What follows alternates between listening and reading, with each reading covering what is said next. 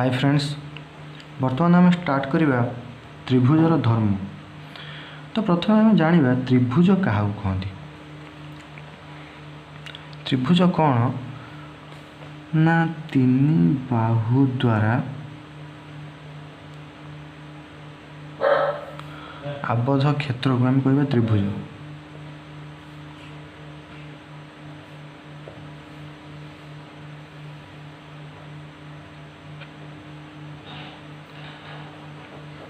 त्रिभुज माने तीनटा भुज बा तीनटा बाहु, तीन बाहु द्वारा आबद्ध क्षेत्र को आम कह त्रिभुज। और त्रिभुजर तीनोटी कोणर समष्टि होची हमर केतना 180 डिग्री।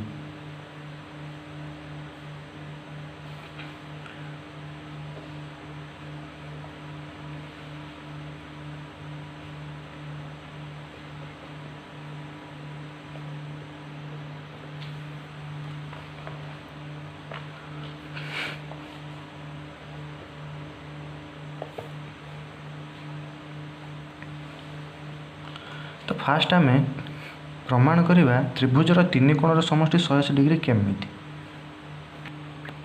बर्तमान आम प्रमाण करवा त्रिभुज तीन कोणर समष्टि 180 डिग्री।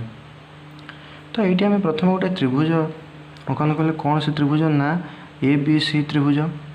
तो से त्रिभुज रे आमर दत्त अच्छी कौन कौन आमर देइछि, आमर ए कोण बी कोण आ सी कोण तीनटा कोण देइछि। तो हमको प्रमाण करने को हम ए कोण बी कोण आ सी कोण मिसिके 180 डिग्री। तो ठीक अच्छे। तो बर्तमान आम कौन करवा ना ए बिंदु रे बी सी रेखाखंड सह बा बी सी बाहु सह समांतर कर एक सरल रेखा अंकन करवा। आ से सरल रेखार ना देदेबा डी। तो आम डी सरल रेखा अंकन कले, डी सरल रेखा अंकन करा जाऊ। तापर आम प्रमाण करवा बर्तमान ये त्रिभुज रे आमको प्रमाण करने को हम कौन ना ए कोण बी कोण आ सी कोण 180 डिग्री। ठीक अच्छे।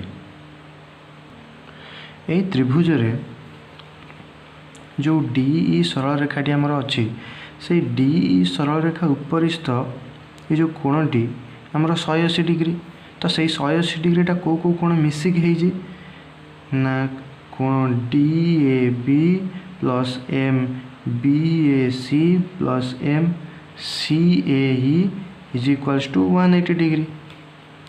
तो यहीटा आमर है 180 डिग्री यहीटा ये टोटालटा। तो बर्तमान आम से केमती बाहर करवा ना आम जानी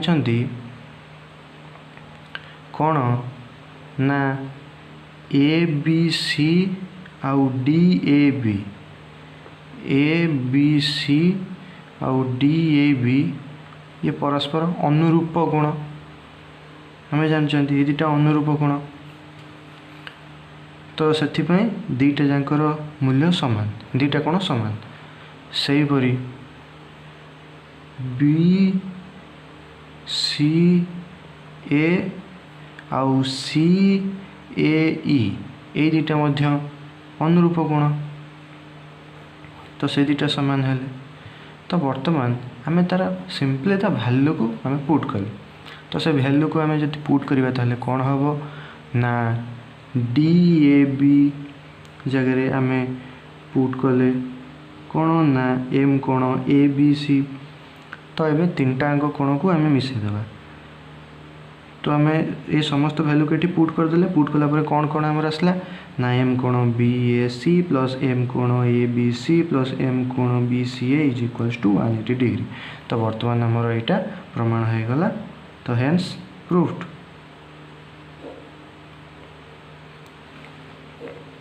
तो या आम स्टेप बाय स्टेप कले। फास्ट कौन कले फास्ट आम दत्त जोटा आमर देइथिला जहाँ आमर डाटा देइथिला ताको देखिले। तापर आम प्रामाण्य, प्रामाण्य माने कौन ना प्रमाण करने को हम जे आमको प्रमाण करने को हम जे 180 डिग्री तीनटा आंक कोणर मूल्य मिसिकी 180 डिग्री। तो तापर आम अंकन कले। अंकन कौन कले ना डी सरल रेखाटा को अंकन कले। तापर आम प्रमाण को आसी त्रिभुजर तीन कोणर समष्टि 180 डिग्री बोली प्रमाण कले। तो ठीक अच्छे। बर्तमान त्रिभुजर धर्म उपर आउ किछि विशेष तत्व मु तुम मानक देवी। ठीक अच्छे, तो देखा।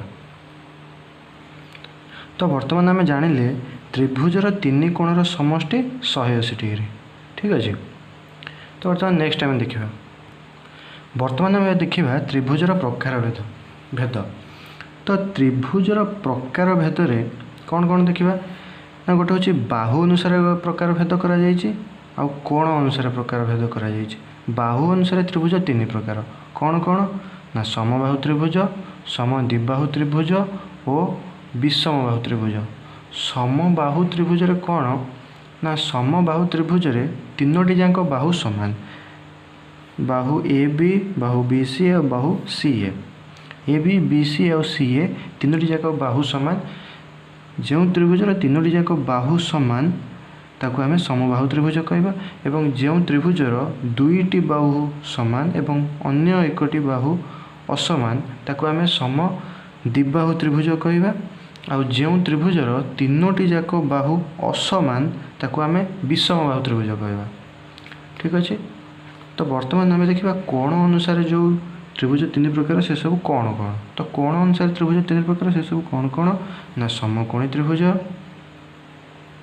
सूक्ष्मकोणी त्रिभुज और स्थूलकोणी त्रिभुज। फास्ट आम देखा सूक्ष्मकोणी त्रिभुज। सूक्ष्मकोणी त्रिभुज क्या कहवा ना जो त्रिभुजर प्रत्येक कोणर परिमाण 90 डिग्री रु कम एवं 0 डिग्री रु अधिक ताकू आम कौन कहवा ना सूक्ष्मकोणी त्रिभुज। सूक्ष्मकोणी त्रिभुज कौन ना जो त्रिभुजर प्रत्येक कोणर परिमाण 0 डिग्री रु अधिक एवं 90 डिग्री रु कम। आउ समकोणी त्रिभुज। समकोणी त्रिभुज क्या कहवा ना जो त्रिभुजर गोटे कोणर परिमाण 90 डिग्री बा समकोण ताकू आम समकोणी त्रिभुज कहवा। आउ कौन रहा ना स्थूलकोणी त्रिभुज। स्थूलकोणी त्रिभुज क्या कहवा ना जो त्रिभुजर गोटे कोण स्थूल कोण एवं तार परिमाण 90 डिग्री रु ऊर्ध्व ताकू आम स्थूलकोणी त्रिभुज कहवा। ठीक अच्छे, बर्तमान आम देखा मध्यमा। त्रिभुज ए बी सी रे मध्यमा हूँ आमर ए ओ। तो मध्यमा आम क्या कहवा ना गोटे त्रिभुजर शीर्ष बिंदु रु यार सम्मुखीन बाहु प्रति अंकित भूल होगा आउ थे कहूँ एक त्रिभुजर एक शीर्ष बिंदु रु यार सम्मुखीन बाहुर मध्य बिंदु प्रति अंकित रेखा खंड को आम कौन कहवा ना मध्यमा कहवा। ठीक अच्छे, गोटे त्रिभुजर शीर्ष बिंदु यार सम्मुखीन बाहुर मध्य बिंदु प्रति अंकित रेखा खंड को आम कौन कहवा ना मध्यमा। तो ए बी सी त्रिभुज रे मध्यमा आम क्या कहवा ना ए ओ को कहवा मध्यमा। तो यहाँ था आम मध्यमा। तो आम नेक्स्ट जा उच्चता। उच्चता आम क्या कहवा ना एक त्रिभुजर शीर्ष बिंदु यार सम्मुखीन बाहु प्रति अंकित लंब को आम उच्चता कहवा। एक त्रिभुजर शीर्ष बिंदु यार सम्मुखीन बाहु प्रति अंकित लंब को आम उच्चता कहवा। तो यही त्रिभुजर उच्चता कौन, त्रिभुज डी ई एफ रे उच्चता हूँ डी एम। तो ये एम टाक आम ये लंब अंकन कलापर आम बर्तमान ये बिंदुर नाम देले एम। तो ये उच्चता हूँ डी एम। बर्तमान आम देखा बहिस्थ कोण कौन आम जान। बर्तमान बहिस्थ कोण कौन, बहिस्थ माने कौन त्रिभुजर बाहर, त्रिभुजर बाहर पटे जो कोण होती है आम बहिस्थ कोण कहवा ना। ये बहिस्थ कोण रे कौन आम देखा ना बहिस्थ कोण परिमाणटा आमर अंतस्थ दूरवर्ती कोण द्वारा परिमाणर समष्टि। अर्थात त्रिभुज ए बी सी रे बहिस्थ कोण होची आमर ए सी आउ डी कोण। तो यार परिमाणटा ए कोण और बी कोणर परिमाण सहित समान। यहाँ आमको मन रखा पड़ो। कौन मन रखा पड़ो ना एक त्रिभुजर बहिस्थ कोणर परिमाण यार अंतस्थ दूरवर्ती कोण द्वयर परिमाणर समष्टि। बस आमको बस एतिक मन रखा पड़ो। एतिक मन रखिले आमर क्वेश्चन सॉल्व हो। ठीक अच्छे, तो से बहिस्थ कोण पर आमर आ गोटे इंपोर्टेंट पॉइंट कौन रहा ना गोटे त्रिभुजर प्रत्येक कोण रे दुईटा बहिस्थ कोण संभव अर्थात मन करा त्रिभुज ए बी सी त्रिभुज ए बी सी रे सी कोण रे दुईटा बहिस्थ कोण संभव ए कोण रे दुईटा बहिस्थ कोण संभव एवं बी कोण रे दुईटा बहिस्थ कोण संभव तो सर्वमोट कौन है ना गोटे त्रिभुज रे 6टा बहिस्थ कोण हो पार त्रिभुजर प्रत्येक कोण रे दुईटा बहिस्थ कोण जदि संभव है तो सर्वमोट से त्रिभुज रे समुदाय 6टा बहिस्थ कोण आम संभव हो ठीक अच्छे।